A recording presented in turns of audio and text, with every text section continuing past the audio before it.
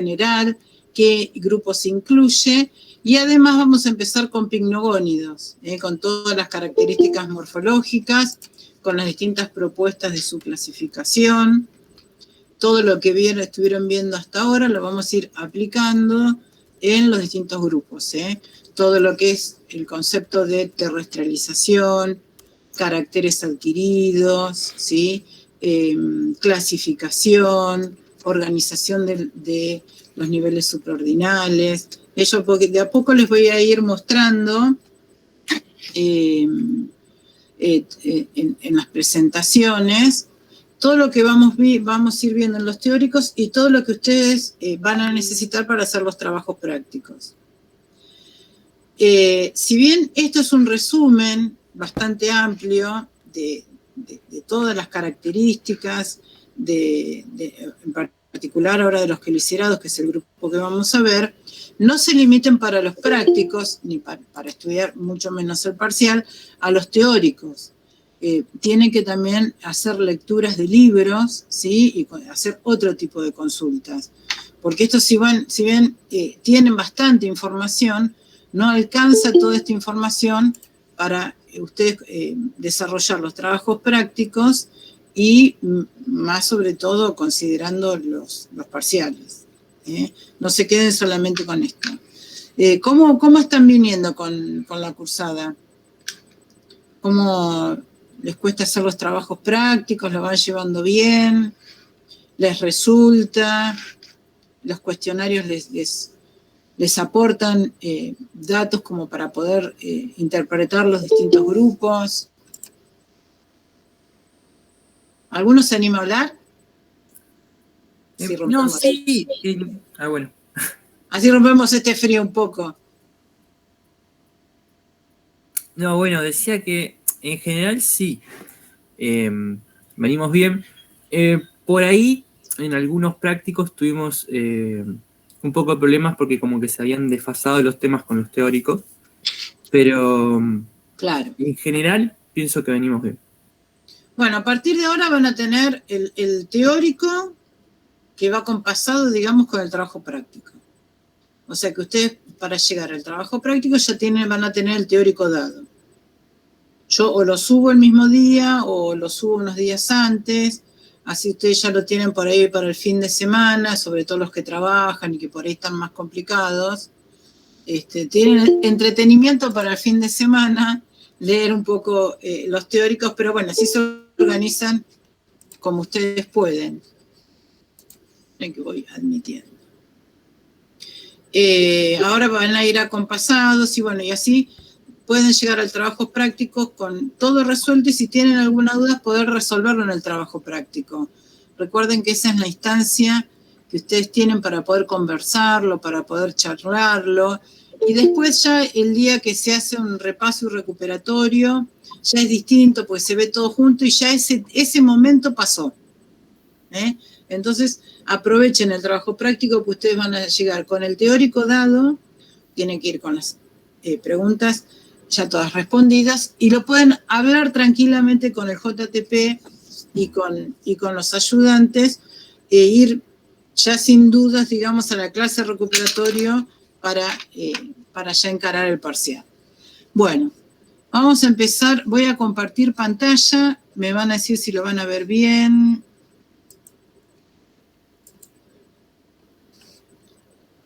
Ahí está. Yo lo comparto en una presentación de PowerPoint para, ¿cómo es que se llama? Para poder verlos ustedes también y seguirlos para cualquier cosa. Díganme si está muy chico, si le doy más zoom, si lo pueden ver bien. Ahí se ve bien. Ay, para que lo chique. Ahí está, bueno. Ahí se ve bárbaro. Genial. Bueno, ¿cuál es el temario de hoy? Vamos a empezar. Cualquier duda me preguntan, no tengo ningún problema. De paso, miren, yo los voy mirando y les voy haciendo correcciones. Ahí está. Bueno, entonces, este es el temario del práctico, del teórico de hoy. Entonces, ver primeramente los primeros grupos de artrópodos, los primeros registros que tenemos de artrópodos que aparecieron en la Tierra referido a quelicerados. Ya vieron otro gran grupo que era de los trilobites y otros fósiles más, pero bueno, ya a partir de ahora empezamos con este grupo que son los quelicerados, conocer cuáles son los límites que tienen, su historia taxonómica, cuáles grupos fueron incluidos primariamente, que después fueron sacados, y además, en paralelo, vamos a ver a Pycnogónidos, que los Pycnogónidos son este grupo muy particular, que tradicionalmente fue incluido dentro de los quelicerados. Ahora, otra propuesta era como grupo hermano de los quelicerados, y actualmente se los considera grupo hermano del resto de los artrópodos. Bien.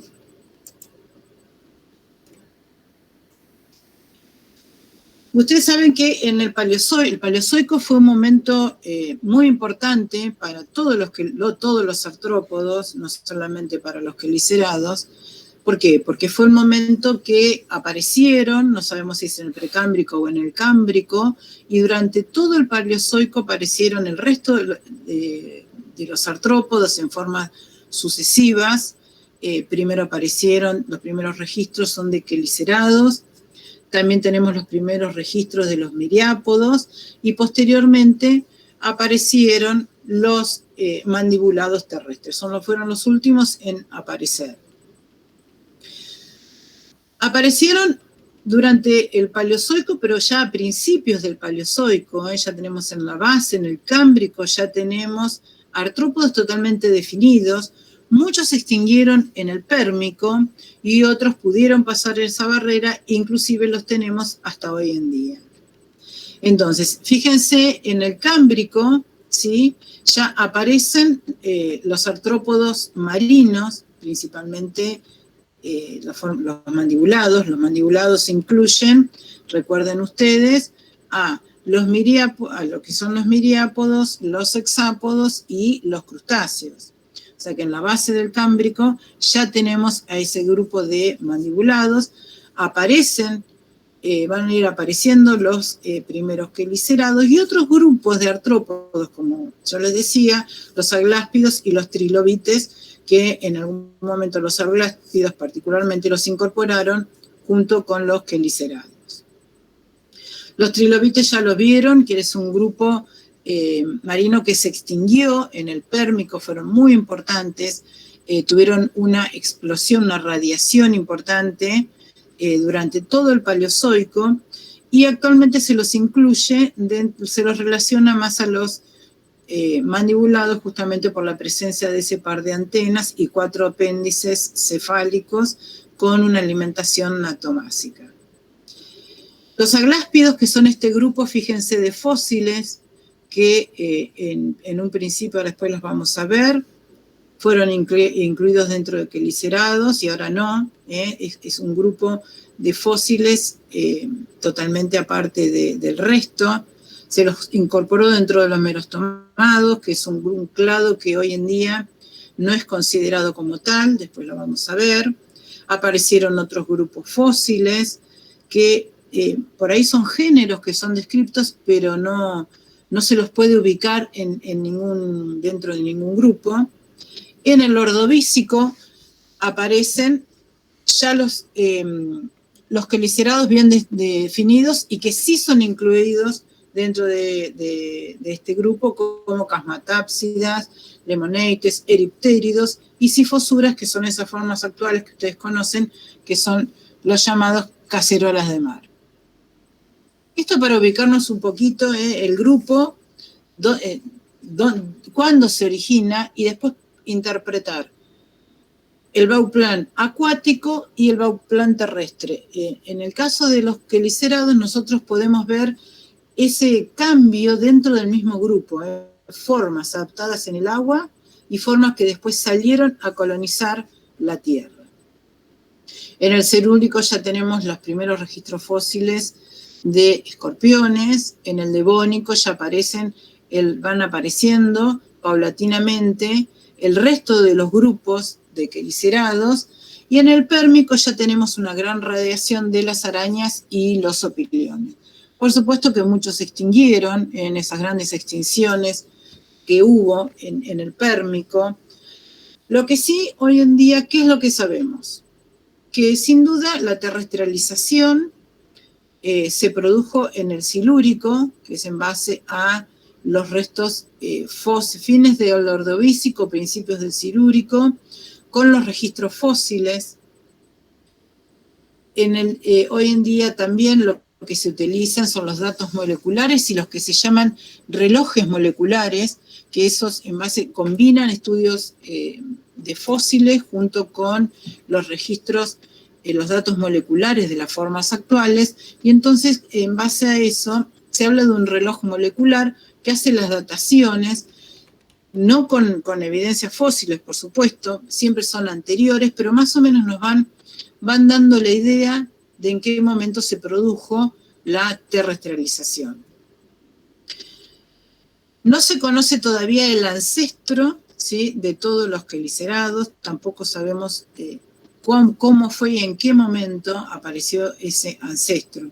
Y eso trae como consecuencias dentro de los quelicerados, bueno, que haya distintas propuestas de terrestrialización, distintas propuestas en considerar cuál es la forma más basal, cuál es la forma más derivada, y se ve reflejado también en la clasificación. Después vamos a ver que hay muchísimas clasificaciones justamente como consecuencia de esto. Sin lugar a dudas, la colonización de la Tierra y la adaptación a la Tierra tiene que haber ido de la mano de la colonización de las plantas en la Tierra y la disponibilidad de oxígeno. Nosotros hacemos mucho hincapié en este proceso de terrestrialización porque eso dio una gran diversidad de planes corporales y aparte potenció a todos los artrópodos en general a poder adaptarse y a partir de un plan básico y generalizado, presentar distintas opciones, digamos. De allí la gran diversidad y variación de los artrópodos.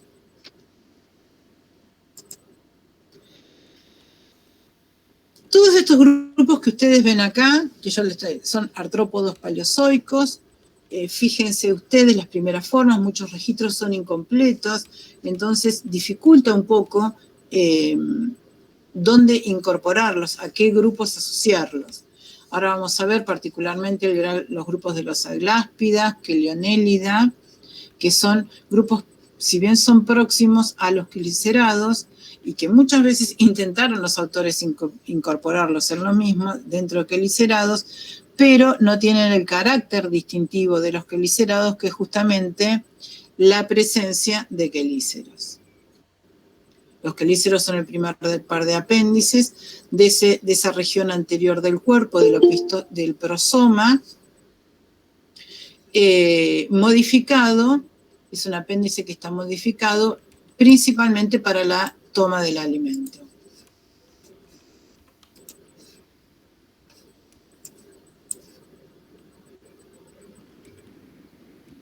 Uno de los artrópodos paleozoicos muy singular, a los cuales los atribuyeron, muchos pensaron que podría ser el origen de los quelicerados, es justamente este Santacaris uncata, que es un fósil del Cámbrico medio. Fíjense ustedes la conformación que tiene un céfalo, un abdomen y un telson.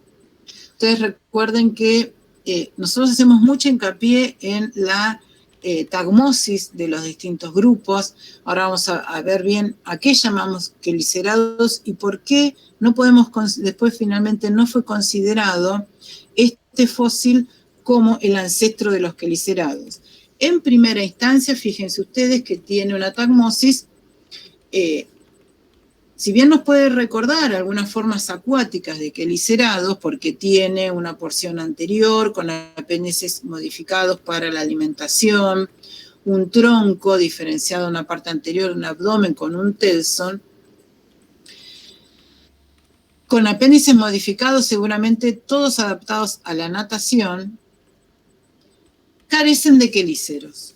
No tienen el primer par de apéndices modificados en lo que nosotros después vamos a llamar quelíceros, que es el típico apéndice de un quelicerado. Tienen apéndices, 6 pares de apéndices, más bien del tipo filopodial. Ustedes ya vieron esto, que es un apéndice estenopodial, que es un apéndice filopodial. Fíjense acá tienen los 6 pares de apéndices. El último tiene una excita totalmente diferente, pero ninguno presenta ese apéndice modificado en quelíceros. Entonces, originalmente fue propuesto como en la base de los quelicerados, como el más antiguo, pero posteriormente, en estudios posteriores, aparte de los quelíceros, se vio que ese opistosoma no lo tiene diferenciado como lo presentan los quelicerados, el resto de los quelicerados. Acá tienen ejemplos de otros grupos paleozoicos más, que estos son géneros. En general, estos fósiles es medio dificultoso estudiarlo porque en general son incompletos, no se pueden ver las características de los apéndices. Sí podemos ver una región cefálica anterior con un escudo, la presencia, fíjense, de ojos compuestos de disposición lateral, y el opistosoma sí más o menos empieza como a diferenciarse. En una parte, en una región anterior que es más ancha, y después se van afinando progresivamente. En general estos son de un diseño más sencillo, como les decía recién, como un céfalo y un tronco. Acá tenemos otro gran grupo de artrópodos paleozoicos, los agláspida, muy bien diferenciados, muy bien definidos, que también se pensó en un momento que podrían ser el ancestro de los quelicerados. No eran de mayor tamaño, fíjense que llegaban hasta 20 centímetros. Si nosotros lo vemos así, medio como rápido, nos da la idea de un Sifosura, esas cacerolas de mar que ustedes las conocen, ya los vieron en primer año, inclusive en zoología general. Tienen un escudo anterior con un par de ojos compuestos de posición lateral.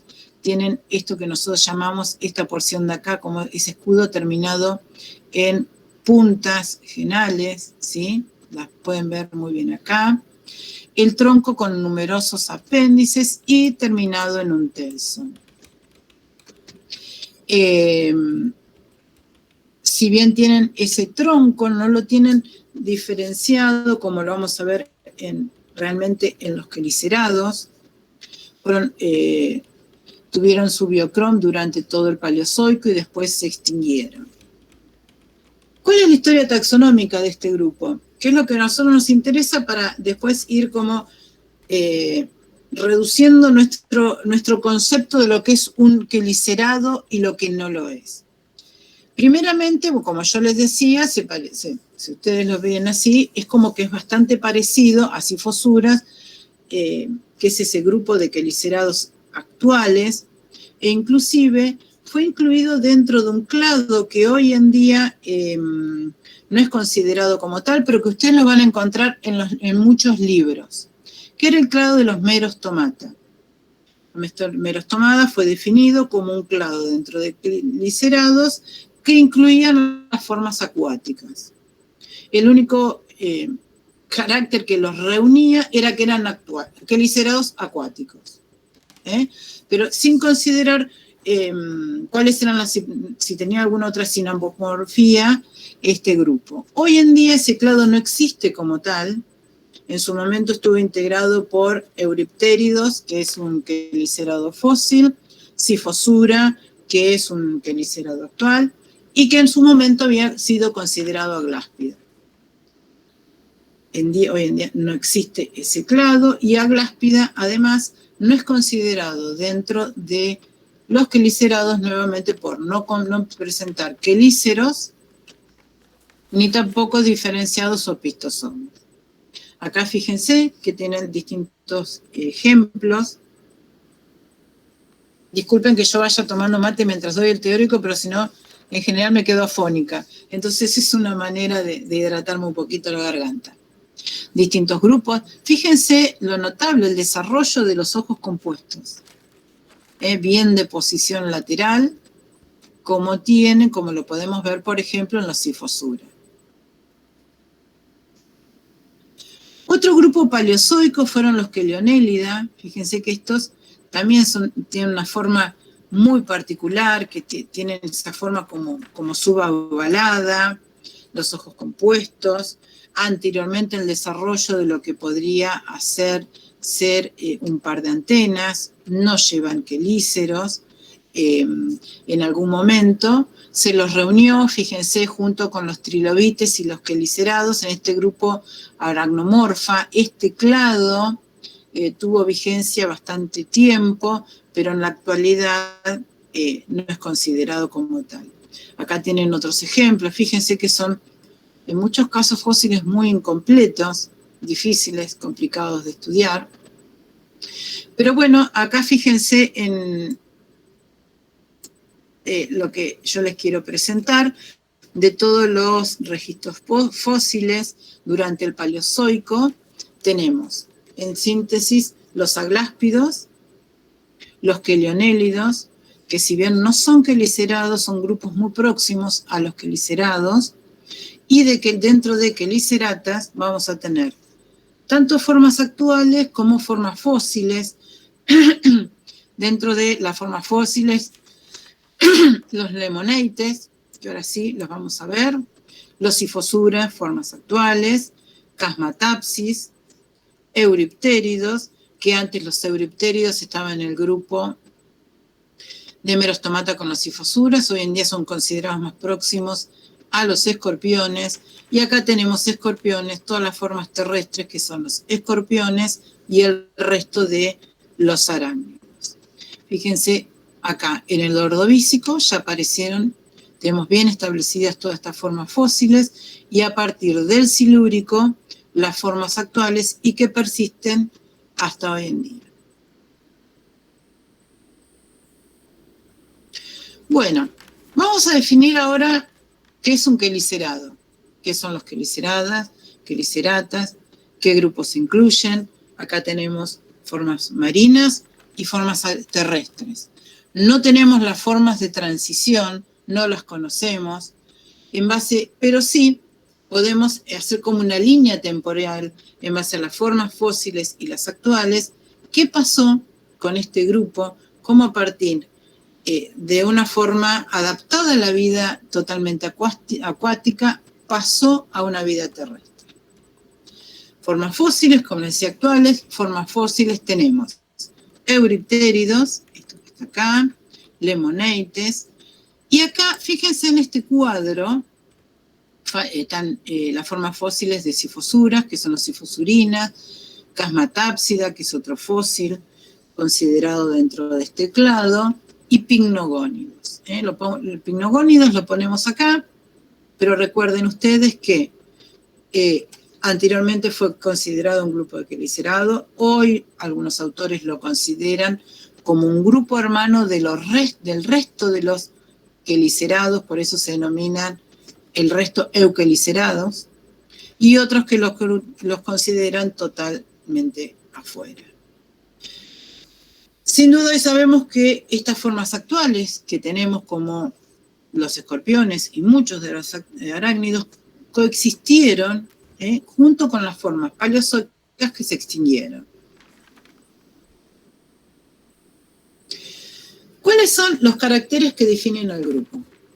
Bueno, uno de los más importantes y lo que lo podemos ver a simple vista, si nosotros comparamos un mandibulado con un quelicerado, vemos una diferencia importante en su tagmosis. ¿Por qué? Porque este grupo tiene una región anterior del cuerpo que la denominamos prosoma y una parte posterior que se denomina opistosoma. Ese prosoma tiene 7 segmentos y 6 pares de apéndices. En esta teoría que considera actualmente, ustedes en muchos libros van a ver que el prosoma tiene 6 segmentos y 6 pares de apéndices. Bueno, recuerden que las teorías más actuales incluyen un segmento más de posición anterior, el llamado el segmento ocular o preantenal. Entonces, en ese prosoma, 6 pares de apéndices. Esos pares de apéndices, el primer par, en todos va a estar diferenciado en un quelícero. Ese quelícero es un apéndice que puede presentar entre 3 segmentos, por eso decimos que es trisegmentado en las formas más basales, o bisegmentado en las formas un poco más evolucionadas. Ese quelícero va a estar relacionado con la alimentación, con la toma del alimento. Entonces, de allí que, dependiendo del tipo de alimentación que tenga, sean quelíceros quelados, como por ejemplo podemos encontrar en un escorpión, que pueda ser inoculador, que inyecte un veneno, como en el caso, por ejemplo, de una araña, o puede estar modificado muy particularmente en un estilete, como por ejemplo puede pasar en un ácaro que sea fitófago. Nosotros, viendo la forma del quelícero, vamos a poder interpretar el tipo de alimentación que tiene. Si es un depredador activo, si es un inoculador, si es fitófago. Siempre tenemos que prestar mucha atención a la forma que tiene ese apéndice. Y ese es el apéndice que lo define. ¿A qué segmento corresponde ese apéndice? Corresponde al segundo segmento y va a estar inervado por el deuterocerebro. ¿Sí? Siempre por deuterocerebro. Y a partir, por detrás de ese quelícero, cuando hay una diferenciación de pedipalpo, siempre va a ser inervado a partir del tercer segmento en adelante, que es detritocerebro, más continuación de cadena ganglionar ventral. Eso no hay duda y está definido así para todos los quelicerados. En el caso de los Scyphosura, fíjense ustedes que hay un quelícero más 5 pares de patas de locomotoras. Son formas marinas, ¿sí?, acuáticas, que todavía no tienen diferenciado el segundo par de patas en lo que nosotros denominamos pedipalpos. En todas las formas terrestres que están incluidas dentro de los arácnidas se presentan quelíceros.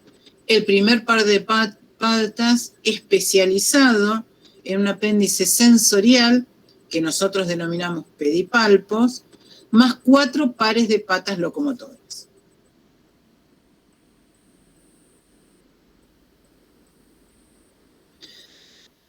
Y dorsalmente esos tergos de los 6 segmentos se fusionan formando un escudo. En la mayoría de los arácnidos, ese escudo prosomático es la fusión de los 6 segmentos. Después vamos a ver casos particulares que al menos están fusionados los tergos de los primeros 4 segmentos y los últimos van a quedar libres. El otro tagma es el opistosoma, también denominado abdomen.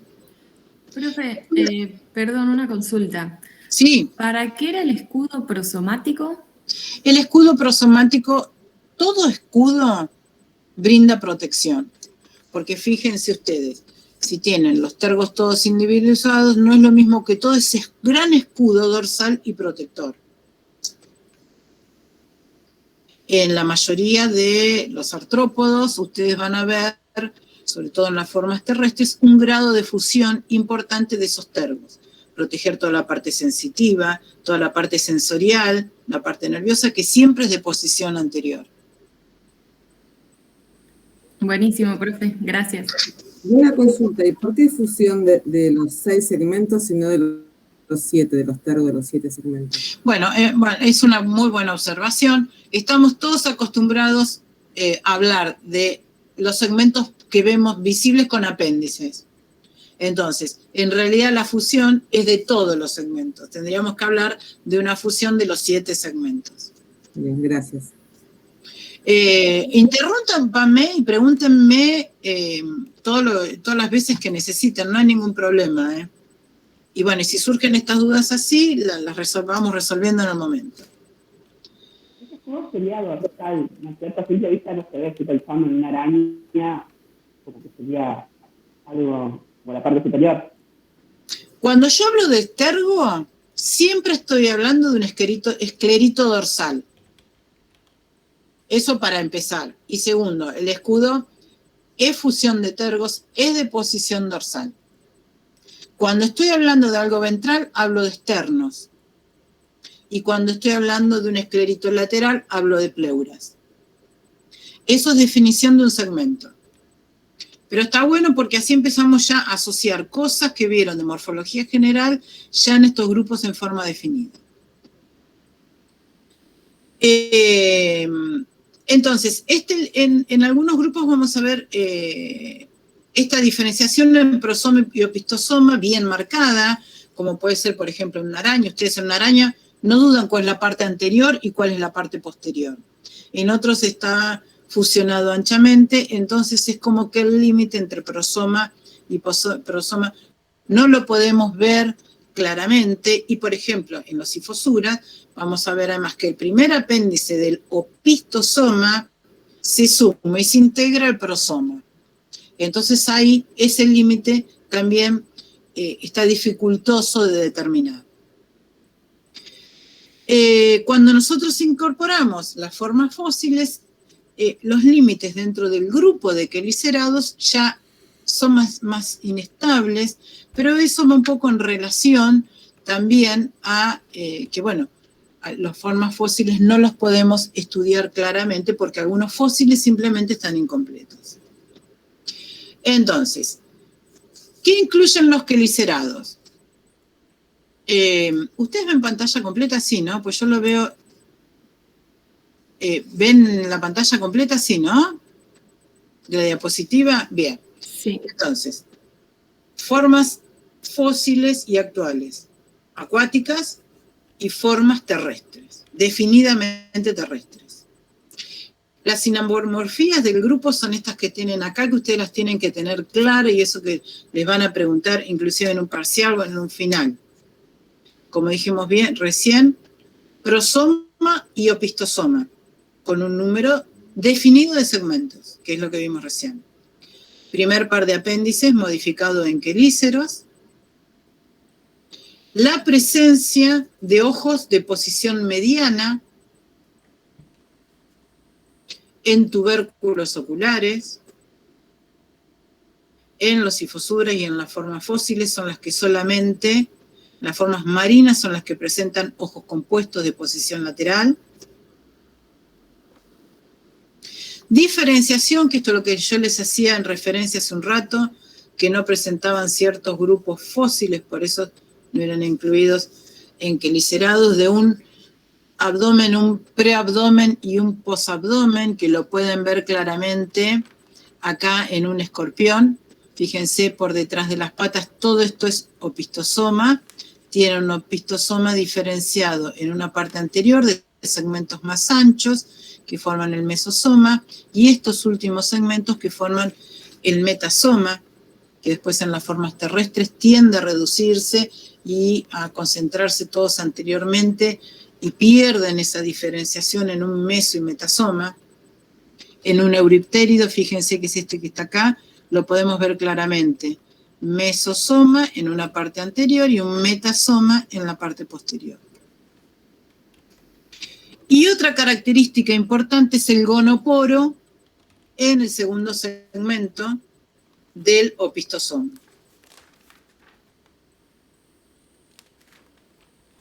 Ese es un carácter que siempre está estable. ¿Por qué está entre corchetes? Porque, bueno, si nosotros consideramos a picnogónidos como grupo hermano dentro de los grupo hermano del resto de los quelicerados, que serían los euquelicerados, los picnogónidos no tienen los gonoporos en el segundo segmento del opistosoma. Que ese es un carácter que además para algunos autores lo excluyen de los quelicerados. Además la cantidad es distinta, tienen un montón, los dos tienen solamente Sí, un par. sí. Ahora, después lo vamos a ver. Pero bueno, esto le hago esta mención en particular porque como lo define el grupo, no lo quería dejar de resaltar. Yo sé que es un bombardeo de características, pero bueno, después ustedes lo leerán todo más tranquilo más tranquilos y los van a poder ir asimilando de a poco todo esto que yo les voy diciendo. Dentro de los grupos de quelicerados fósiles, estos lemonades que aparecieron en el Ordovícico, fíjense que son fósiles nuevamente bastante incompletos, difíciles de estudiar. Sí tenían un par de ojos compuestos a los lados. Presentaban el par de quelíceros y ese opistosoma diferenciado en un mesosoma anterior y un metasoma posterior. Acá lo podemos ver un poquito mejor. Reúne estos caracteres como para justificarlos dentro de los quelicerados. Otro grupo importante de los quelicerados son los Sifosura, con formas actuales y formas fósiles. Esto ahora lo vamos a ver así en términos generales. El teórico que viene vamos a ver sus caracteres más detalladamente. Acá lo que queremos ver son los distintos grupos de quelicerados que consideramos dentro de este clado. Fíjense que los Sifosura están presentes en la Tierra desde el Ordovícico a la actualidad. Y es un grupo muy importante porque a nosotros nos permite conocer, interpretar cabalmente lo que es ese bauplan acuático versus el bauplan terrestre. En ellos vamos a encontrar muchos caracteres que después se adaptaron y se modificaron totalmente en la colonización del medio terrestre.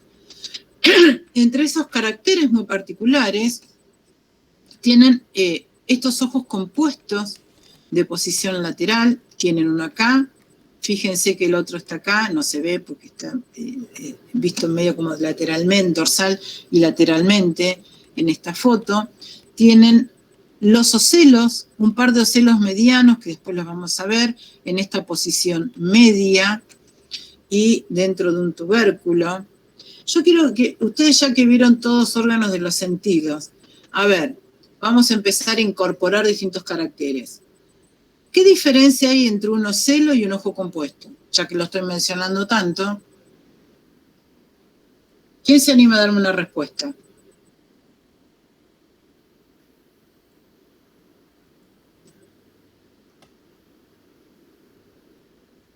Uy, qué silencio. La inervación, primeramente. Perfecto. Una es la inervación. De hecho, ya sabemos que tiene una posición diferente, porque fíjense, estos tienen posición mediana y anterior, y esto siempre es lateral. Tiene una inervación diferente, porque los ojos compuestos, ¿por qué van a estar inervados?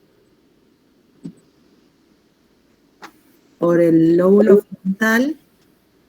No, Por los pedúnculos ópticos o lóbulos ópticos, ¿sí? ¿Y un ocelo? Por el nervio ocular. Por los nervios oculares. Bien. ¿Qué diferencia hay entre estar inervado por un nervio ocular o un pedúnculo óptico?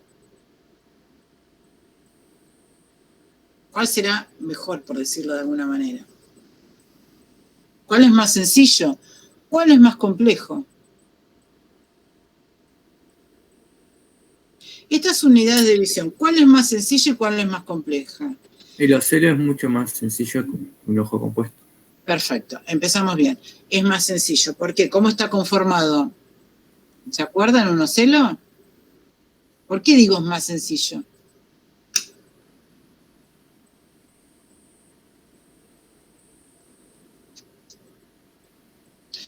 Es más sencillo, ¿por qué? Porque tiene una córnea, una capa cornógena por debajo que la genera, que es un epitelio, y una copa por debajo donde están todas las células retinianas.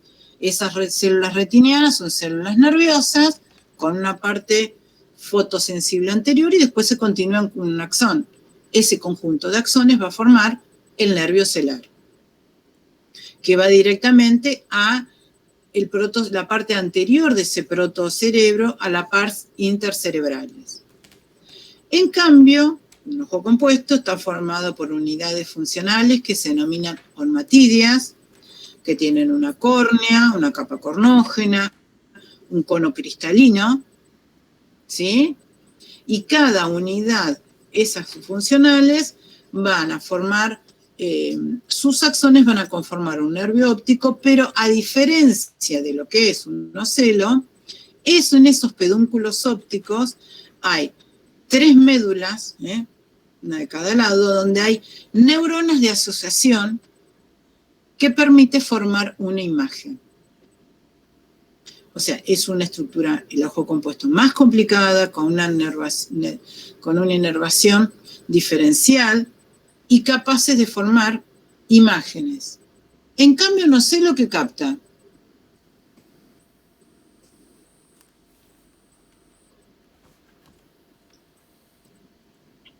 Y solo la presencia de luz. Exacto. Como... Un nocelo capta luz-sombra. Entonces, indirectamente capta movimiento, digamos. Nada más que eso. Luz-sombra. ¿Sí? Bien. Esas son cosas que ustedes ya tienen que manejar, entender la diferencia entre una estructura y otra. Para ya empezar a hablar con cierta propiedad y con cierto lenguaje. Bien. Entonces, fotorreceptores de posición lateral, que en las formas, recuerden, terrestres, desaparecen. Las formas terrestres no tienen ojos compuestos. Después ya veremos cómo lo podemos interpretar y asociar eso. Escudo prosomático. Todos los quelicerados tienen ese escudo prosomático, pero acá tiene una particularidad especial. Fíjense, en esta parte tiene unas crestas. Fíjense acá, tiene una cresta central, crestas laterales. En las crestas laterales están apoyados los ojos compuestos. ¿Y ven esto acá como elevado? Esto que está acá es lo que se denomina lóbulo cardíaco. Y esto se corresponde, después lo vamos a ver la clase que viene, con una parte del digestivo. Tiene una alimentación que se denomina natobásica, la boca está media como posterior, ese digestivo como que pega la vuelta, y cuando pega la vuelta, por debajo de este lóbulo cardíaco va a estar una parte del estomodeo de ese sistema digestivo. Este lóbulo cardíaco no está presente en las formas terrestres. Después tiene ese opistosoma, de acá para acá es el opistosoma, continuado con una espina caudal. Esa espina caudal en muchos textos, por ahí lo van a ver como telson, pero no es un telson, porque para nosotros considerarlo telson, tiene que allí desembocar el ano. Es una espina caudal. Otra particularidad importante de ese opistosoma es que el primer par de apéndices se suma al prosoma, formando unas estructuras que se denominan quilarias y que va a cerrar ventralmente el canal alimenticio. En estas formas vamos a encontrar los apéndices en el opistosoma, apéndices desarrollados, que forman las patas branquíferas. Después vamos a ver el opérculo, pero nosotros los podemos ver, los podemos contar. En cambio, en las formas que son terrestres, en los arácnidos, una de las consecuencias de la terrestrialización fue la reducción de estos apéndices. Reducción o desaparecieron totalmente. Vamos a ver apéndices reducidos, por ejemplo, lo que son los peines de los escorpiones, las hilanderas de las arañas, pero en la mayoría han desaparecido y no tenemos ningún relicto de esos apéndices, ni tampoco del telson. Disculpa, justo se me cortó el sonido y no escuché bien qué serían las quilarias. Las quilarias es el primer apéndice del opistosoma reducido y modificado que se suma al prosoma.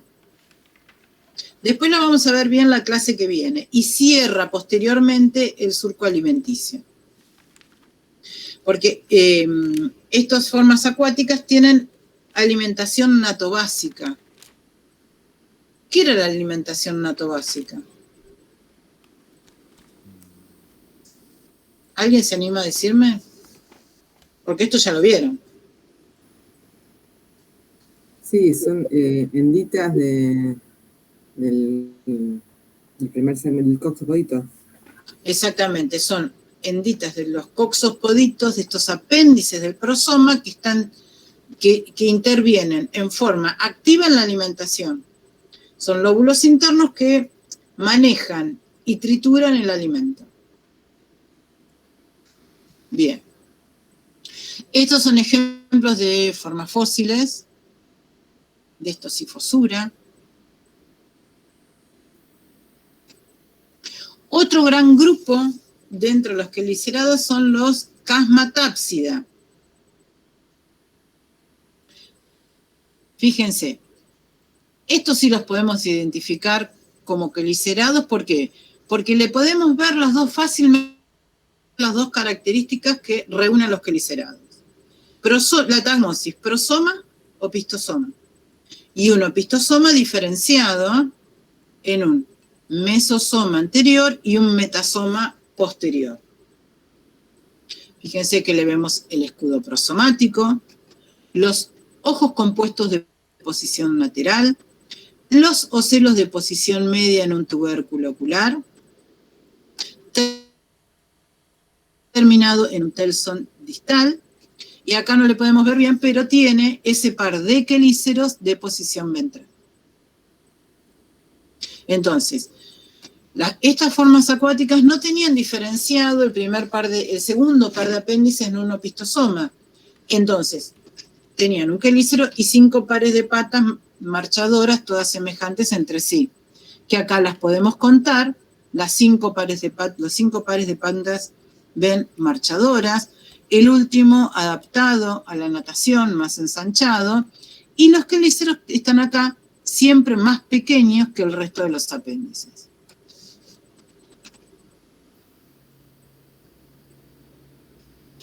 Estas formas, fíjense que son considerados que en primer momento se los consideró muy emparentados a los euriptéridos, que es el otro grupo fósil, que incluye los quelicerados, pero vamos a ver que no tenía tan diferenciado como los euriptéridos y el opistosoma, y sobre todo la presencia de un apéndice genital en el macho.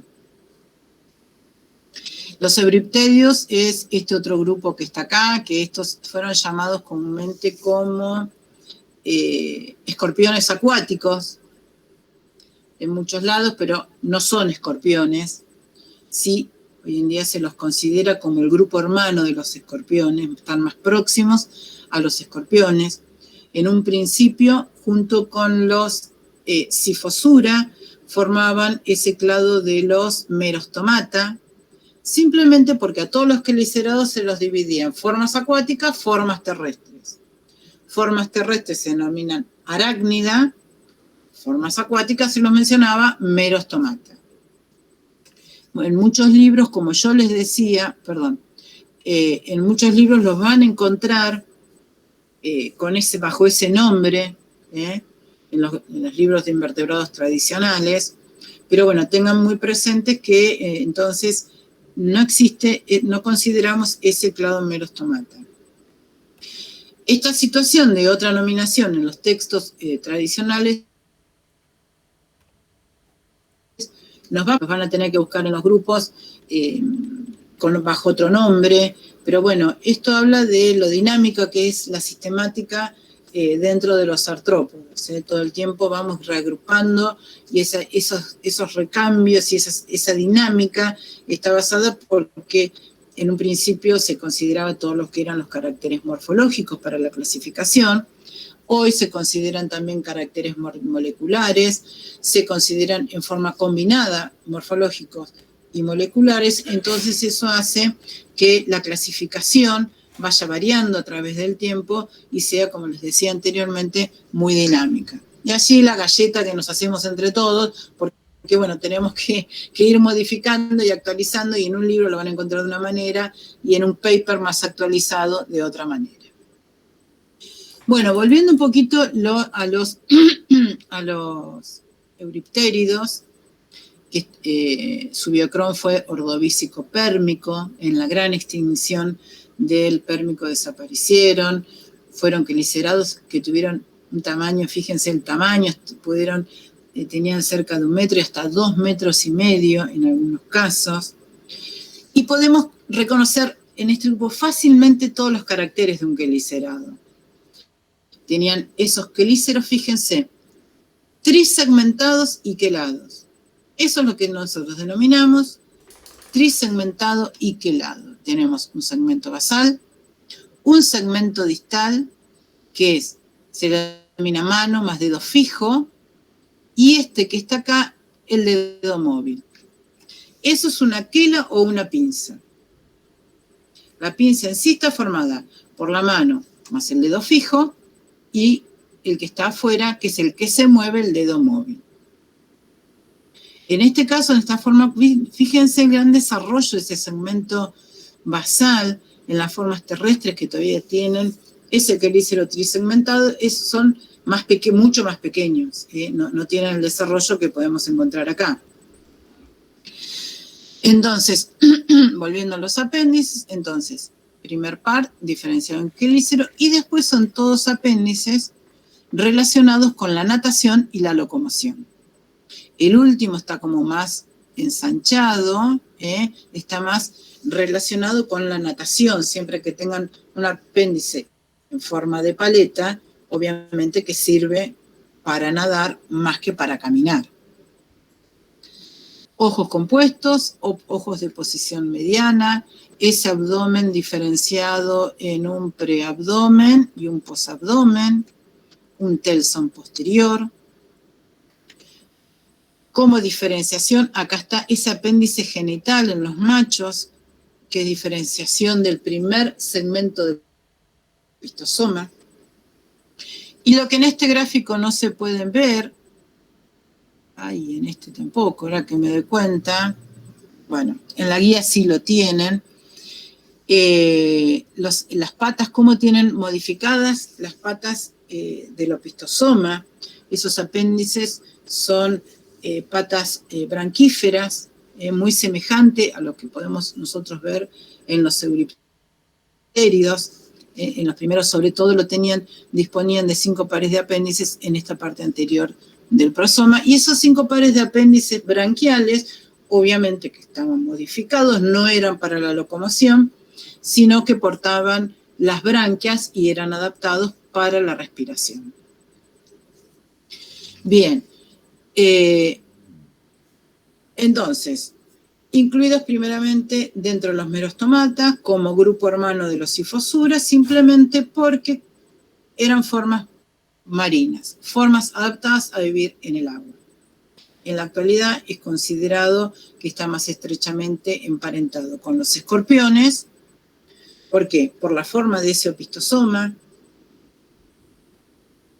Y después vamos a ver más adelante que estas formas, si bien tienen patas branquíferas, los pulmones en el libro de los escorpiones son considerados que se originan como internalización de esas patas branquíferas.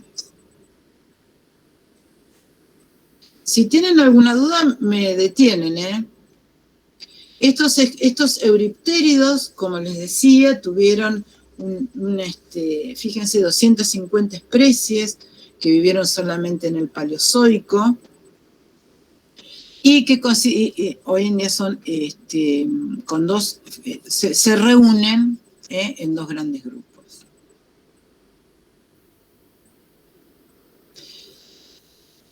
El resto de las formas, o sea que dentro de quelicerados dijimos casmatápsidos, lemoneites, euriptéridos, Siphosuras y arácnidas. Arácnidas es, por supuesto, el grupo más amplio ahora en la actualidad y que incluye todas formas terrestres. Estas formas terrestres tienen un escudo prosomático. Fíjense acá, esto es en este escorpión, el escudo prosomático. A ver, ¿qué es prosoma y opistosoma? ¿Quién me puede ayudar en esto? ¿Cómo hago? Si no me doy cuenta que hasta dónde llega el prosoma y el opistosoma, ¿qué me va a servir a mí de guía para darme cuenta hasta dónde llega el prosoma? Hasta dónde sale la última pata. Perfecto. Cuando yo no tengo dudas, miro los apéndices. porque yo sé que los apéndices locomotores están en el prosoma, sobre todo en las formas que están anchamente unidos y que se te dificulta, como por ejemplo en una opinión aún más, se dificulta ver cuál es el límite entre un tagma y otro. ¿Qué hago? Miro los apéndices, hasta dónde llega el último par de patas, de ahí en adelante yo ya sé que es prosoma. Fíjense, este prosoma, que es pequeño acá, este escudo prosomático, es esta región bien anterior.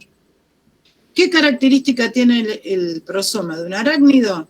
Que ese escudo no presenta el lóbulo cardíaco, que era lo que le había señalado anteriormente.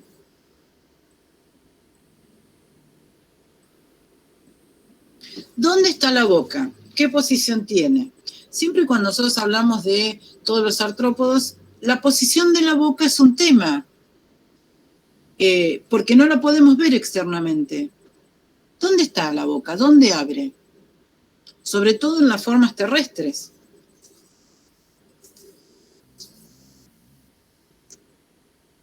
¿Dónde abre? Es como ventral, está como por debajo de los quelíceros. Anterior ventral. Claro, es anterior y ventral. Nunca la boca en un artrópodo va a ser terminal, como por ejemplo lo pueden ver en un anélido. ¿Sí? Esa boca yo no la veo.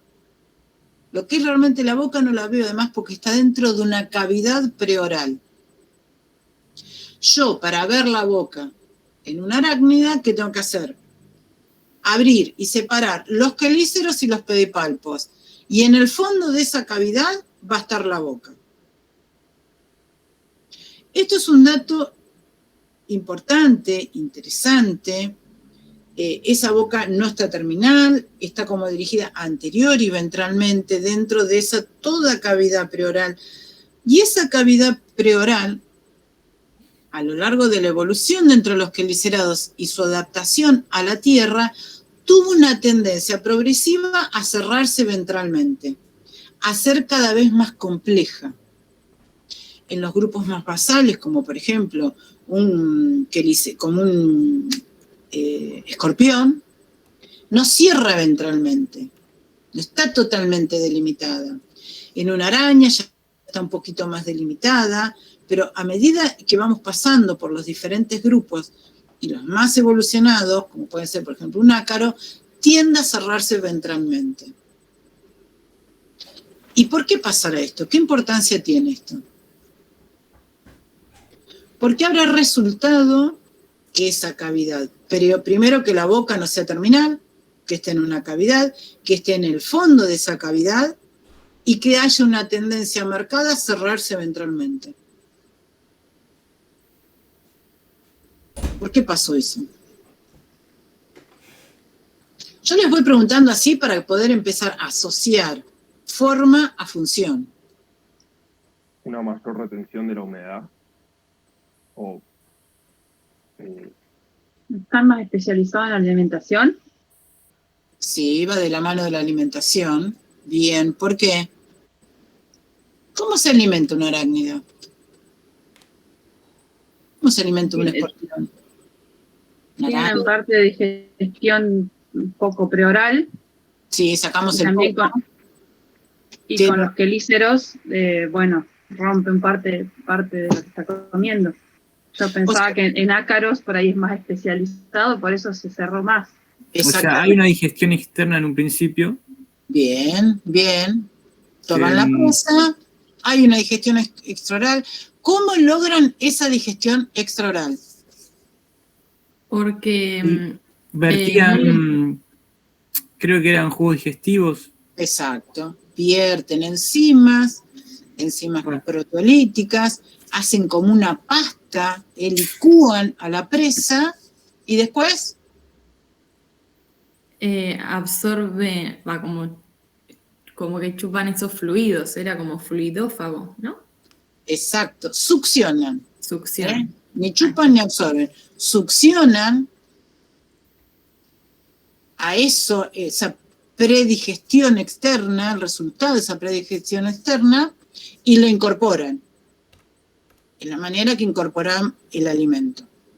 Nosotros lo deglutimos. Ellos, ¿qué hacen? lo succionan. Pregunta siguiente, ¿con qué lo succionan? ¿Con qué parte del digestivo logran succionar ese alimento? Con la faringe. Una bomba faríngea. Tienen una faringe más desarrollada, tienen una bomba faríngea, ¿sí?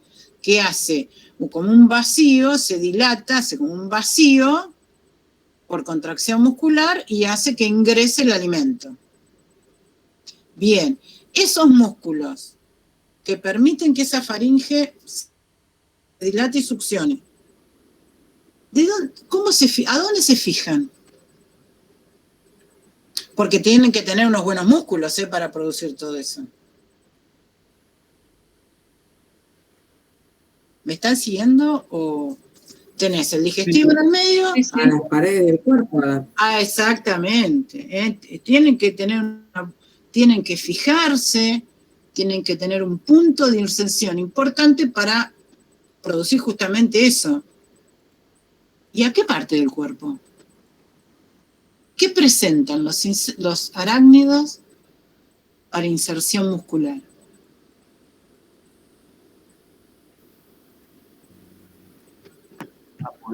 Apodemas. Bien, bien. Presentan apodemas. ¿Ven cómo vamos hilando de a poco, sí? Todo, cómo van funcionando esos organismos. ¿Qué es lo importante que ustedes interpreten de todo esto? Ustedes tienen que conocer forma, función, y después empezar a hablar de evolución. Yo, para poder hablar que es basal, que es más primitivo, que es más diferenciado, bueno, tengo que conocer las estructuras y saber cómo funcionan, no hacer el paso inverso, ¿eh? Yo les aconsejo esto, que los pasos los hagan así, conocer la función, la estructura, cómo funcionan y después empezar a decir, bueno, esto es basal, esto es plesiomórfico, esto es derivado. Pero primer paso es conocer cómo está formados los distintos organismos. Y en este caso un quelicerado. Bien, seguimos por donde andaba por acá. Gonoporo impar en el segundo segmento abdominal. Eso define también un arácnido. En todos, en el segundo segmento, van a tener el gonoporo de posición impar. ¿Por qué señalo de gonoporo impar? ¿En quiénes es par?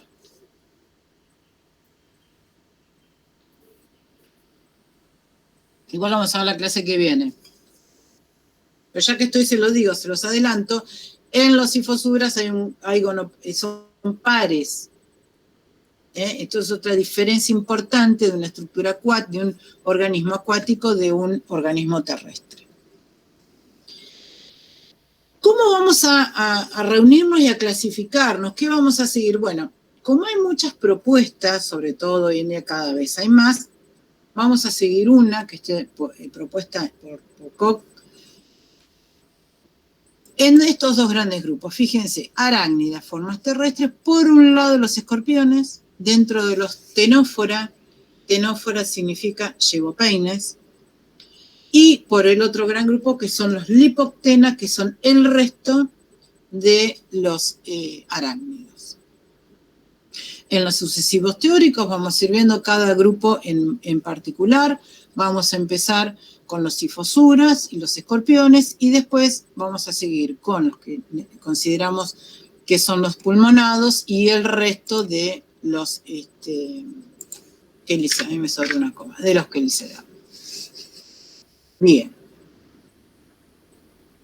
Entonces, volvemos al cladograma general, al propuesto por Dunlop y Seldon en 1998, que hay otros cladogramas, pero bueno, nosotros tomamos como algunos, los que consideramos que son los que tienen más sustento, porque en realidad van a haber unos cuantos y diferenciales, y bueno, para limitarnos a uno, pues tampoco tiene sentido que nosotros comparemos los distintos cladogramas. Formas fósiles, agláspidos, ¿sí? Quelionélidos, todos estos grupos de acá. Queliceratos, tenemos, de nuevo, fósiles actuales, los fósiles todos en el Paleozoico, de ahí nos salieron formas acuáticas, lemonites, Sifosura, Casmatápsidas, Euriptéridos, formas terrestres, escorpiones y el resto de los arácnidos. Después vamos a ver por qué algunos autores hablan de escorpiones y restos de arácnidos, ¿eh? ¿Por qué los separaron?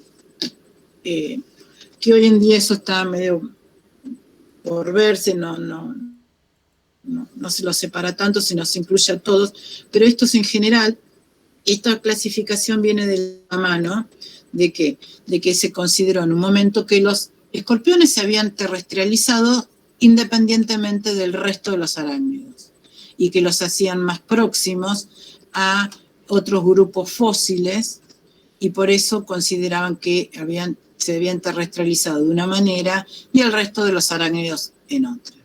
Pero eso, bueno, en los sucesivos teóricos lo vamos a ir desarrollando y lo vamos a ir viendo. La historia taxonómica de los quelicerados, imagínense que fue bastante controvertida, bastante variada, a medida que se conocían fósiles nuevos, también fueron cambiando a partir de que fuimos incorporando los caracteres morfológicos, los caracteres moleculares aún más, pero como para hacer un resumen de todo esto, no muy detallado, que lo vamos a ver en el último teórico de esto, vamos a ver los lineamientos generales desde el principio. Entonces, en primera instancia, como les decía, se agrupaban acuáticos versus terrestres. Acuáticos, merostomadas, terrestres, todo lo que eran arácnidos. Dentro de los merostomadas teníamos este grupo de euriptéridos, los Sifosura, con esa posición que algunos autores, inclusive en un primer momento, los vieron parecidos o próximos a los crustáceos por el tipo de larva acuática que tienen, que es una larva con pocos pares de apéndices, que podrían estar asociados a una larva, por ejemplo, que hay en un crustáceo, que es otra forma acuática. Recuerden que al pasar a la tierra, ya las larvas, no fue viable tener una larva acuática en la tierra, obviamente, entonces acortaron el periodo de desarrollo y la mayoría son todos epimórficos, a diferencia de una larva de un Sifosura. Después, posteriormente, con Burgess-Shale se descubrieron muchos fósiles, entonces a este grupo de merostomados se le sumaron otros fósiles, entonces dijeron, bueno, en vez de tener merostomata versus arácnida, hablamos de aracnomorfa, donde incluimos muchos fósiles, trilobites, quelionélidos, más que los fósiles de los queliceratos. Posteriormente, dentro de esta bolsa donde se tiró de todo un poco, se siguieron sumando otros fósiles, como los agláspidos. O sea, a partir de los momentos que aparecían fósiles, bueno, ¿dónde los ponemos? Los vamos poniendo en esta bolsa, todo lo mismo, todo aracnomorfa, pero hoy en día, después ya dijeron, no, bueno, vamos a definir lo que es Pycnogónida y sacamos toda esa bolsa de fósiles que le tiramos. Entonces, ¿cómo nos queda? Como lo planteamos, se los planteé yo recién. Quelicerada formado por Pycnogónidas como grupo hermano de los euquelicerados, cuando los euquelicerados son Sifosura, euriptéridos y arácnidos. Después se les sumaron otros grupos fósiles descubiertos, como lemonites y los Casmatápsida. Y la variante propuesta más actual es sacar a Pycnogónidas dentro de los quelicerados, e inclusive hasta dentro de los artrópodos. Hablando entonces de Pycnogónidas más Cormogónidas como el resto de los artrópodos. Y ahora vamos a ver particularmente en el detalle, cuando veamos Pycnogónidos, qué significa que estén afuera y qué significa Cormogónida, que está en relación a la posición de los gonoporos. Entonces, vamos a dejar ahora un poquito todo lo que hablamos recién de los euquelicerados y nos vamos a centrar en este grupo que es tan particular y que tiene una serie de apomorfías que no comparten con el resto de los quelicerados, e inclusive de los artrópodos. A ver, ¿cuáles son? Bueno, ¿los conocen, los ubican bien a los picnogónidos así en términos generales? ¿Los recuerdan? ¿De zoología general, de los primeros prácticos? Sí, un poco sí. Bueno, ¿qué les llama la atención? Antes de pasar a las características y que yo hable y hable y hable, a mí me gusta un poco interactuar con los alumnos y en primera instancia decirle, bueno, eso es un picnogónido. ¿Qué me dicen? ¿Qué les llama la atención? ¿Qué le ven? ¿Cómo ustedes lo podrían diferenciar del resto de los artrópodos o de los quelicerados? La probóscis que tiene. Una es la probóscis de posición anterior, que es única dentro de los artrópodos. En el extremo de esa probóscis sí abre la boca. No es que tiene una cavidad preoral, no. Acá tiene la probóscis y en la parte apical distal de esa probóscis abre la boca. Y después se continúa la faringe. Y ahí comienza el digestivo. Bien, ¿qué otro carácter? El opistosoma re chiquito. El opistosoma totalmente reducido. Fíjense, esto es probóscis. Y esta colita que tiene acá así es abdomen u opistosoma. Ahora vamos a ver qué nomenclatura le vamos a dar, pero sí, es cierto, el segundo tagma, que sería este, es muy pequeño. Bien, ¿qué más? El gran desarrollo de los apéndices. El gran desarrollo de los apéndices, anchos, largos. Y el tronco, lo que sería la parte troncal del cuerpo, miren lo que quedó. Está muy reducido. ¿Y qué pasará con los órganos? Porque ahí es donde metes los órganos, en ese tronco tan estrecho. Ocupan parte adentro de los apéndices también. Exactamente. Ocupar parte están en los apéndices, porque no tienen otra opción. ¿Por qué desembocan los gonoporos en la base de los apéndices? Y bueno, porque ese tronco también es muy pequeño. Entonces algunos autores dicen, bueno, se desplazó a las patas el gonoporo porque no tiene lugar donde desembocar, no tiene lugar. Si los órganos se van a las patas, lo lógico que el gonoporo también se desplace a las patas. Entonces ahí surge esa disyuntiva, bueno, esto es basal, es derivado, siempre fueron así. ¿Qué pasó con este grupo? No tenemos respuestas para eso, entonces nos tenemos que manejar con lo que vemos, con los caracteres morfológicos. Bueno, entonces ahora sí, vamos a ver los caracteres, uno a uno. Probóscis. Esa probóscis es de posición anterior, es una probóscis trirradiada, fíjense, acá se ve perfectamente, esta foto está bárbara, ¿sí? Donde abre la boca y se va a continuar, ¿sí? En una faringe que en su porción, en esta porción va a ser filtradora, porque tiene un montón de setas. El digestivo es relativamente sencillo. Acá se los pinté de amarillo para que ustedes lo puedan seguir. Fíjense, acá tienen todo el digestivo y desemboca posteriormente en el ano. Acá tenemos la cadena ganglionar ventral. Esto que está acá, fíjense, acá elevado, es un tubérculo, lo que llamamos tubérculo ocular, y allí van a estar dispuestos los ocelos. Pero bueno, el primer rasgo que los distingue es una apomorfía, es esta faringe, esta probóscis, ¿sí? Con una faringe trirradiada internamente. Bien. Quelíceros. Quelados trisegmentados. ¿Ven los tres segmentos ahí del quelícero? Segmento basal, segmento distal, mano más dedo fijo y el dedo móvil. Ahora, ¿cuál es el problema de estos quelíceros que algunos lo llaman, actualmente se llaman más quelíforos? que están inervados por el protocerebro, a diferencia de los quelicerados, del resto de los quelicerados que tienen los quelíceros inervados por el deuterocerebro. O sea, ahí ya tenemos como un problemita, ¿no es cierto? Porque si tienen una distinta inervación, quiere decir que son apéndices y corresponden a distintos segmentos de ese tagma.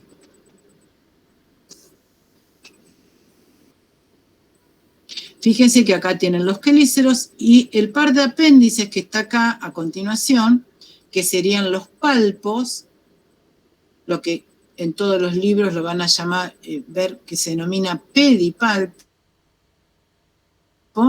esos sí van a estar inervados por el segundo segmento de ese tagma. Entonces, quelíforos, primero inervados por lo que sería el protocerebro, pedipalpos por el deuterocerebro.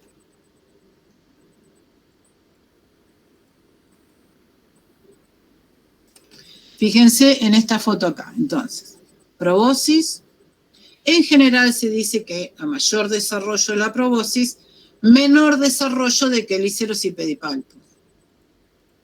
Cuando tienen una probosis más reducida, como es en este caso, los quelíceros son más importantes. Fíjense que el segmento basal es todo esto, larguísimo. Este quelícero es enorme.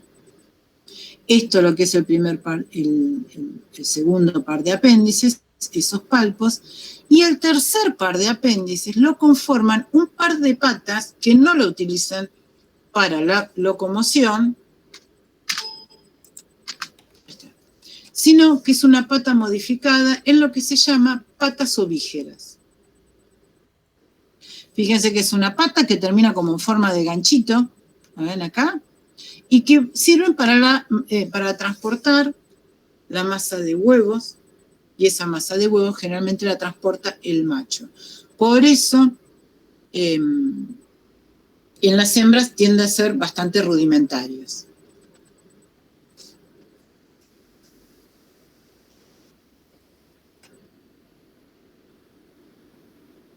Entonces serían los machos los que llevarían los huevos. Repetime porque no te entendí. Entonces serían los machos los que se encargarían de llevar y cuidar los huevos. Sí. Llevan los huevos y fíjate acá que tiene las larvitas también. El macho va a ser el encargado. ¿Dónde es la fecundación? Y externa, supongo. Externa, sin duda. Fecundación externa. Formas acuáticas, fecundación externa. Profe, en la imagen anterior, una consulta, ¿vio en la pata ovígera? Sí. ¿Los huevitos serían esa masa como más blancuzca que está? Eso, sí. Esta es la masa huevos. Tal Ok. cual. Y acá ya tenés las ninfitas, las larvitas. Sí. Bien. Bueno, otro carácter importante que ya lo hablamos es poros genitales múltiples en el segundo segmento, en el segundo artejo de las patas. Fíjense, vista ventral, probosis, quelíceros, pedipalpos, patas ovígeras. Las patas ovígeras aparte siempre son más chiquitas, más reducidas, además de terminar en forma como de ganchito. En las patas siguientes, las que están por detrás de las patas ovígeras, en el segundo artejo, que acá está señalado, están los gonoporos. Esta diferencia es la que consideran los autores para decir que Pycnogonida sería el grupo hermano del resto de los artrópodos. Entonces denominan Pycnogónidos a estos, que Pycnogónidos son justamente hace inferencia a gonoporos múltiples, versus Cormogónida. Cormo viene de tronco. Cormogónida significa gonoporo en el tronco, porque en el resto de los artrópodos están en alguna parte del tronco, anterior, posterior, donde quieran, pero en el tronco, no en las patas. Roxana, una pregunta. Sí. ¿Ese gonoporo está en el coxopodito, o sea, en el último artejo del coxopodito o en el primero del teropodito? No, es coxopodito, porque estos bichos tienen después lo van a ver en el práctico, fragmentada esa coxa, presentan hasta en la coxa 2, que está acá, ¿sí? Pero esto es todo coxopodito. Gracias. De nada.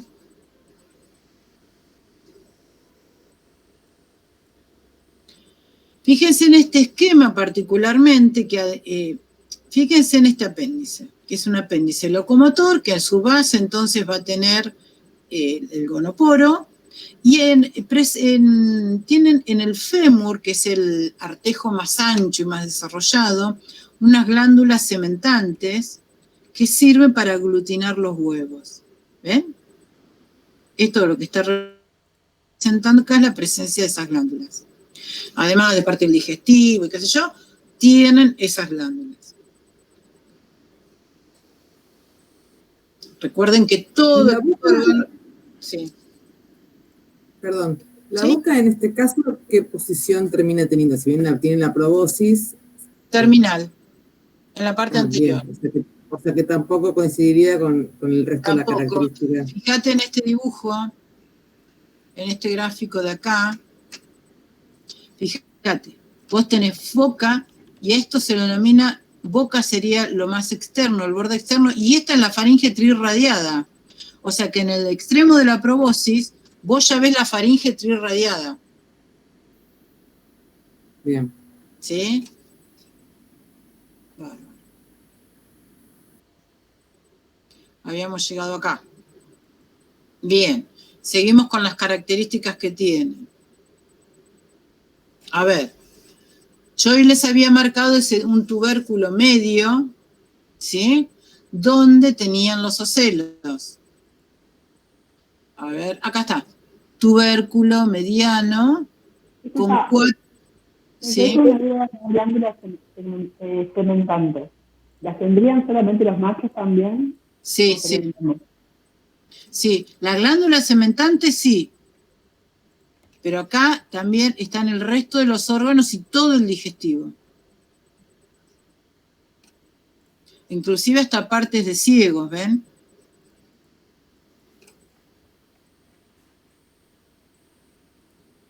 Bien, tubérculo ocular con 4 ocelos pseudoinvertidos. Uy, ahí se me complicó, ¿no? ¿A qué llamo ocelo? ¿De visión directa o indirecta? ¿A qué llamo invertido? Y, si quieren, directos o invertidos. Eso ya lo vieron, ¿eh?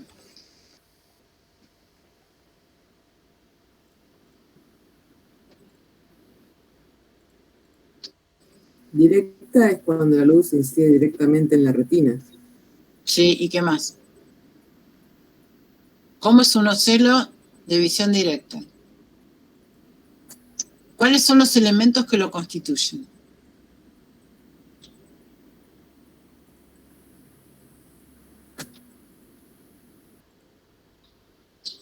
Bueno, estas son las cosas que ya tienen que manejar, ¿eh? Porque cuando yo estoy ¿No hablando... tenía que ver con la posición de los pigmentos en esas células retinianas? A ver, ¿cómo es eso? Como que se ubicaban a los costados o más arriba o tapaban todo, que funcionaban como persianas, decían los profes, y dejaban pasar la luz entre varias unidades o solo por una sola. Sí, pero además un ojo de visión indirecta, ¿qué más tiene? Un ocelo, perdón. Por No, fuera el tema que es que tenga tapetum o no tenga tapetum. Ah. Indirecto es cuando rebota en el tapetum. Lo que ella está hablando es de los somatidios tenemos dos... Bueno, en los casos de los insectos que son más nocturnos para poder ver un poquito mejor. Eso quería decir. bien, bien. O sea, tenemos como medio mezclado todo, ¿no es cierto? Tienen bastante idea, porque tanto, más o menos me van respondiendo, pero bueno, llega un punto que hay que tener claras ciertas cosas. Este es un punto que hay que tenerlo claro. No es complicado, hay que mirarlo, sentarse, leerlo e interpretarlo. Ocelo, ¿qué tiene? Córnea, capa cornógena y esa copa con las células retinianas. Ommatidio, ¿qué tiene? Córnea, células cornógenas, cono cristalino en número de 4, células cornógenas en número de 2, células retinianas en número de 8, con la parte sensorial en la posición media. ¿Está? Por fuera, esas células pigmentarias que en su interior, en su citoplasma, tienen pigmentos, que pueden estar esos pigmentos contraídos o ocupando todo ese citoplasma, que hacen como persianas, como dijiste, porque van a permitir que el rayo de luz atraviese solo aquel que llega en forma directa, o si no, que todos estimulen las células retinianas. Eso lo dejamos por un lado. Vamos a ver las características de los ocelos de visión directa, indirecta. Directa es el que describí anteriormente. Invertidos o indirecta es cuando el rayo de luz tiene que atravesar toda la célula retiniana para estimular la porción fotosensible, que se llama rabdoma, que está en la parte que está basalmente. Entonces, el rayo de luz tiene que atravesar toda esa célula retiniana y estimular. Y además el axón sale por el costado. Y en la parte basal por fuera está el tapetum. Eso es un ojo invertido. Acá tenemos ojos pseudoinvertidos. Por eso, para entender un pseudoinvertido, hay que saber cómo es un invertido. O sea, esas son las cosas que ustedes ya tienen que empezar a aceitar un poquito. En un ojo pseudoinvertido, ¿qué tengo? Fíjense ahí cómo dice. La córnea.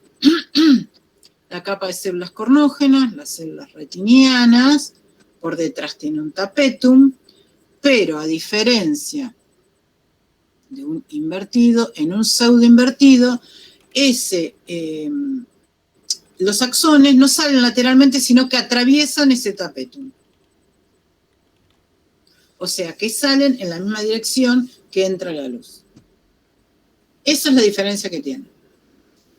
Fíjense, esto es un corte transversal de ese tubérculo, donde entonces se pueden ver, fíjense, estos son esos ocelos, y todo lo que ven celeste clarito, acá es la córnea. Lo azul, las células retinianas, las células cornógenas, y por debajo, la célula donde están las células retinianas, y por último el tapetum. Eso es un ojo pseudoinvertido. Bien. ¿Quedó claro? ¿Sí? Buenísimo. Sí, sí. Joya. Bien. Tagmosis. Ustedes lo van a encontrar en los libros como prosoma y opistosoma reducido. Bueno, ahora le damos otra nomenclatura porque si no son quelicerados no vamos a utilizar, entre otras cosas, la clasificación de tagmosis de un quelicerado, y aparte porque tiene características propias. En algún momento de los teóricos, Javier Levens había dicho que se pensaba que esa región anterior del cuerpo, en un plan basal, estaría formado por 4 segmentos. Y que podríamos verlo representado en algunos grupos de quelicerados y también en estos picnogónidos. Entonces, estos picnogónidos tienen un cefalosoma anterior formado por 4 segmentos. Tenemos estos 4 segmentos donde tenemos los 4 pares de apéndices anteriores. ¿Cuáles son? Los quelíforos, pedipalpos, la pata ovígera y el primer par de patas locomotor. ¿Sí? Eso es lo que nosotros denominamos cefalosoma.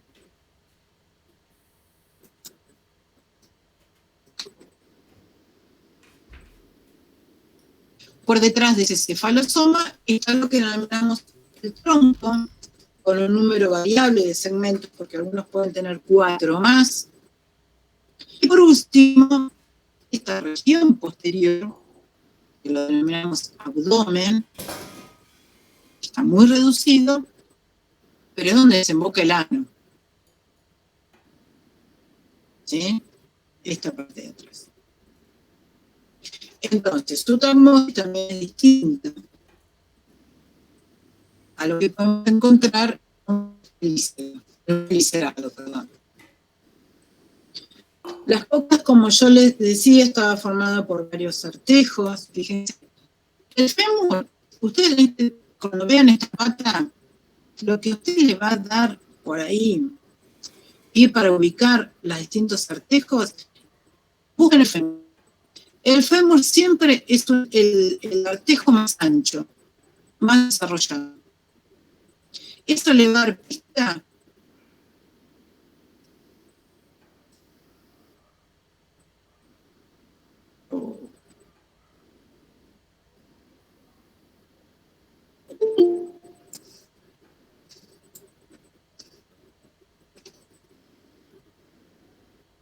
¿Me están escuchando?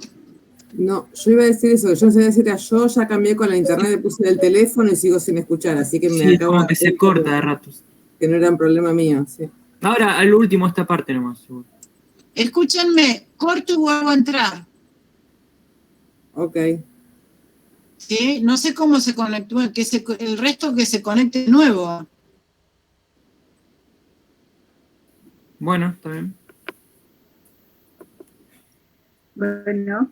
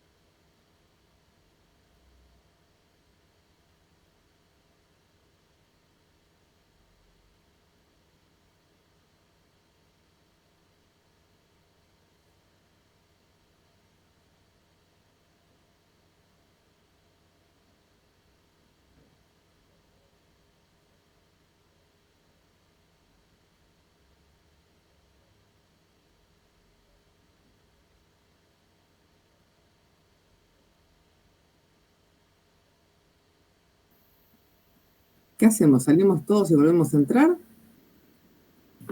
En teoría tendría que volver a esta reunión, al menos que cambie el link, pero... No creo que ella sea nada. Ella debería volver, capaz. No tiene internet porque no puede entrar. Es la que se me ocurre. Sí, para mí lo mismo si salimos, no tiene sentido. No, para mí tampoco, pero como veía que no se podía conectar, digo, por ahí hay que salir y volver a entrar todos, qué sé yo. Bueno, Pero por ahí no la deja entrar porque como ella es la que la armó y como ya está en curso, no sé, quizás habría que salir por eso.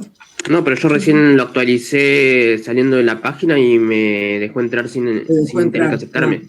No, No te pide. Listo. Volví. Ya estoy. No sé qué me pasó. Nunca me había pasado, se me cortó. Escúchenme. A ver, esperen. A ver si perdí el chat. Bueno, lamento informarles que perdí el chat. Me tienen que pasar todos el presente de nuevo. Así que bueno. Esperen que comparto de nuevo pantalla. Esperen porque no me aparece acá. Hay una chica que nos mandó un mensaje que no se puede volver a conectar tampoco. Así que no sé si le ponemos el presente o no. Sí, pónganselo porque yo no había tomado, o sea, pensaba hacerlo después. Esto tengo que hacerlo antes de que se corte. Igual ya nos queda poquito. Pero nunca me había pasado que me había quedado sin conexión. Bueno, ya igual nos queda poquito. Mientras todos van poniendo el presente. Entonces, le estaba diciendo por dónde iba, por apéndice, por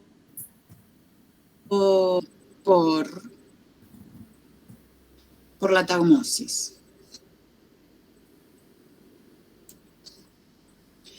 Bueno, esto ya lo vimos entonces. El cefalosoma, el tronco y el abdomen. Hasta ahí habíamos llegado.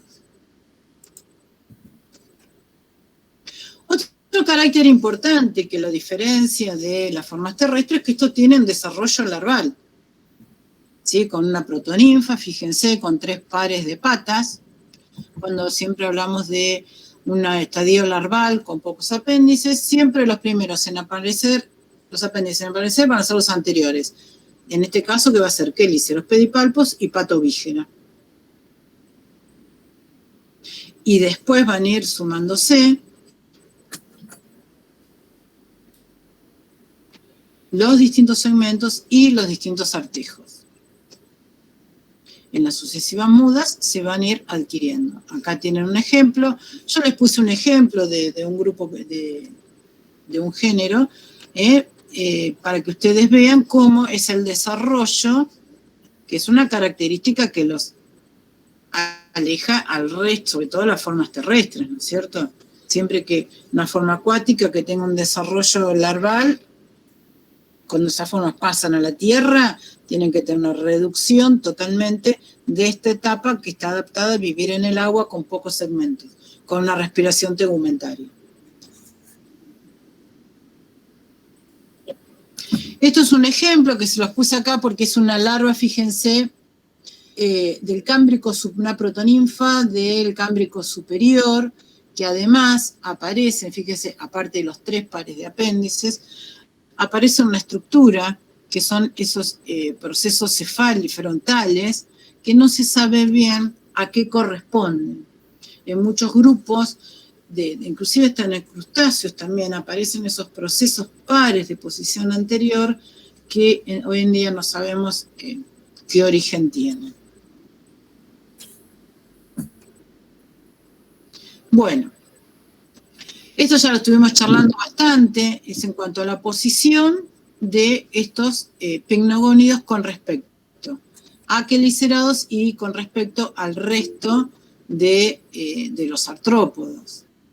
En un momento, por esa larva que yo le había dicho por 3 pares de patas, se los acercaba a los crustáceos, también se los aproximó a tardígrados, a ácaros. Por mucho tiempo fue considerado dentro de los quelícerados, pero el problema que tenemos ahora es que esos quelíforos son inervados por el protocerebro, a diferencia del resto de los quelícerados, que es el deuterocerebro, y en la actualidad la tendencia más aceptada es ponerlos como grupo hermano de todos los artrópodos. Entonces quedaría picnogónida versus cormogónida. Entonces, en esta clasificación actual, vamos a tener que las sinapomorfías, ¿cuáles van a ser? Picnogónidas con los gonoporos múltiples en las bases de los apéndices, versus cormogónida, que serían los gonoporos en el tronco. Por eso el nombre de cormogónida, en el tronco. Ahora, en la concepción anterior, donde estaba como grupo hermano de los euquelicerados, las sinapomorfías que tenían eran el quelícero querado, la pérdida o sea, lo que compartían todos los quelicerados serían quelícero querado, la pérdida de la antena características de los mandibulados, y la tagmosis, el cuerpo dividido en un prosoma y un opistosoma. Entonces, a ver, creo que ya esta es la última. Entonces, recuerden que lo más aceptado, y lo que sigue ahora la cátedra, es esta clasificación, Pycnogónidas versus Cormogónidas.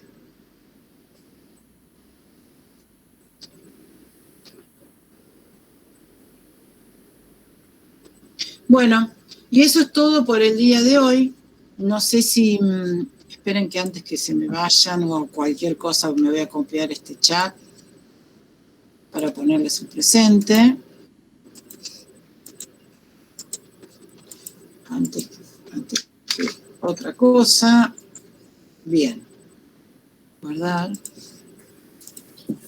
Bueno, díganme, ¿les quedó alguna duda? ¿Quieren consultarme algo?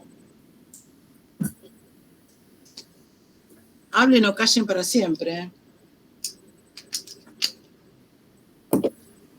Una consulta. Al final, entonces, en Pycnogónidos, ¿le llamo opistosoma o no? Abdomen. Usá cefalosoma, tronco y abdomen.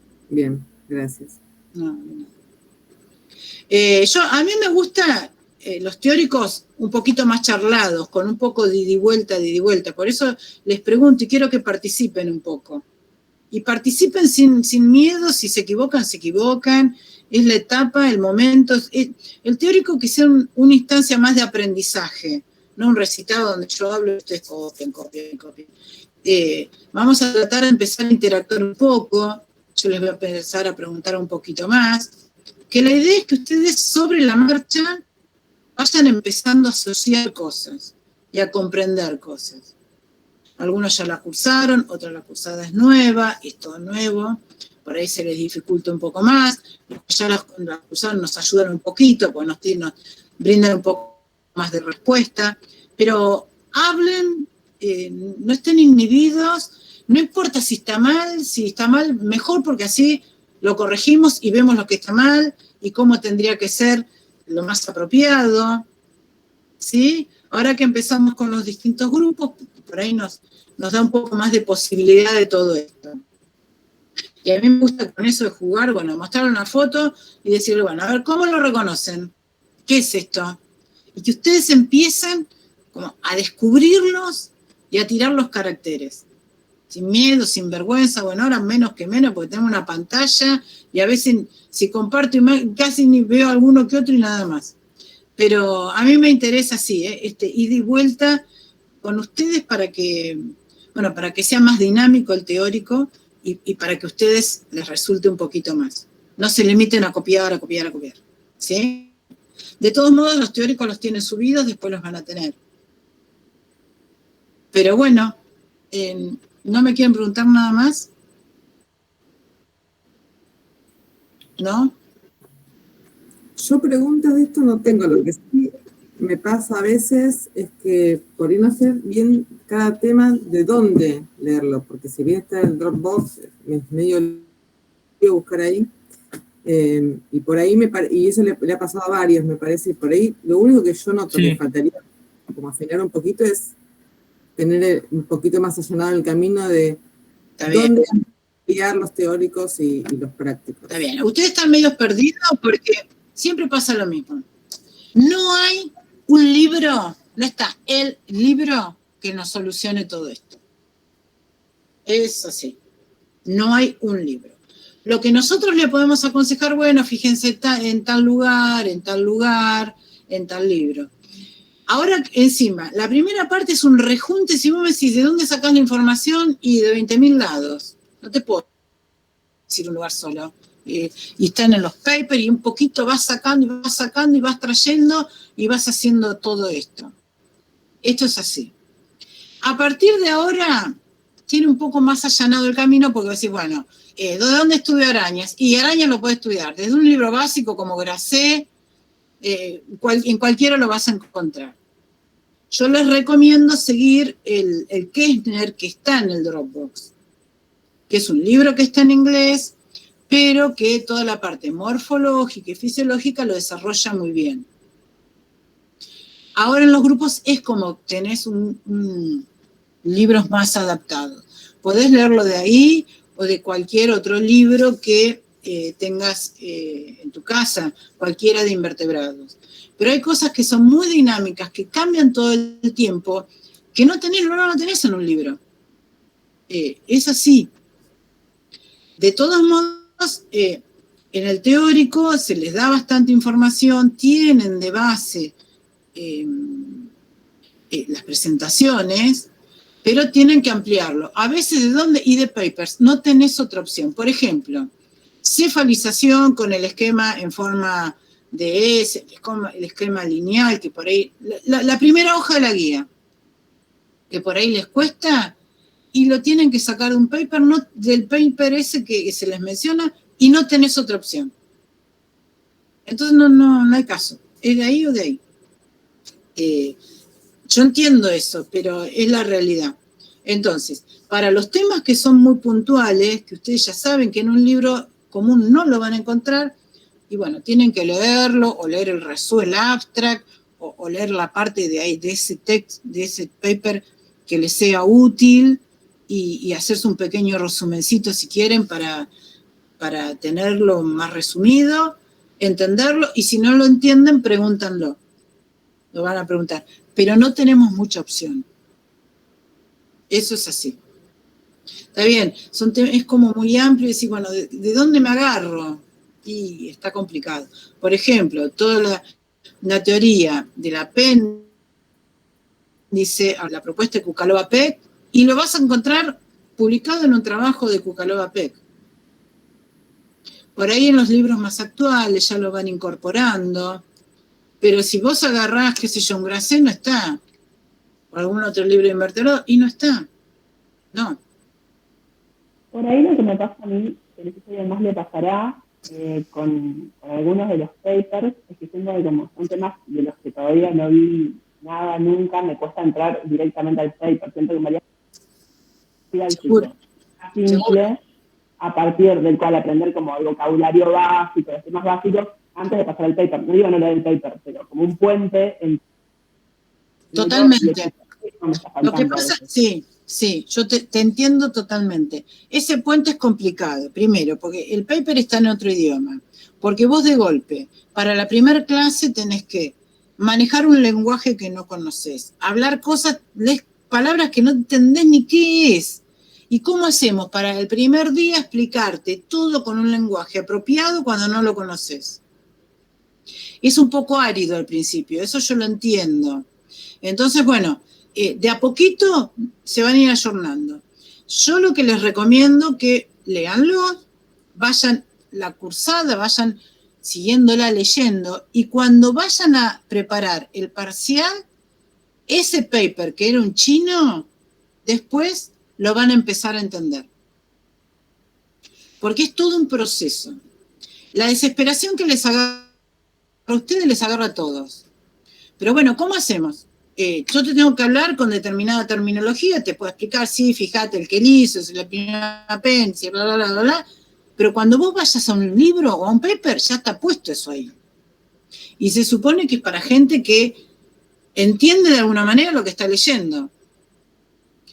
¿Es complicado al principio? Y sí, es complicado. Les pasa a todos. Pero bueno, lo tienen que transitar, y lo que leyeron el primer día, léanlo de nuevo. Cuando terminen los grupos, si quieren, van a ver cómo ya van a empezar a entender más. Es así. Yo les puedo dar una mano, por eso es tan importante que ustedes participen de los teóricos y que en los prácticos participen. Pregunten, yo no entendí esto, traté de leer el paper y no entendí nada, es un chino. Bueno, entonces si vos me planteás eso, yo estuviese en un trabajo práctico, te diría, bueno, ¿qué no entendiste? O sea, demostrame que lo leíste primero, que tuviste la voluntad y el interés de leerlo. Entonces, bueno, vos me decís, bueno, entonces yo te puedo dar ciertas herramientas para que lo empieces a entender. Pero el proceso es de ustedes. Yo más que colaborar, que brindarles, que explicarles, que conducirlo, no puedo hacer. Hay una parte que es de ustedes. La elaboración y el proceso de aprendizaje es de ustedes. Yo ayudo. Nada más. Entiendo que al principio es difícil, sí. Pero lo van a sortear, porque eso lo hacen todos los alumnos. Y terminan a fin de año entendiendo todo eso que al principio era tan difícil y tan árido. Los grupos ahora es más piola. ¿Por qué? Porque vos las características esas lo podés encontrar en cualquier lado, cualquier texto, por ahí con algunos cambios, con alguna modificación, con lo que vos quieras. Pero en general está. Yo, si quieren, lo que les propongo es que, bueno, vayan, sigan leyendo, sigan incorporando información. En el momento de repaso y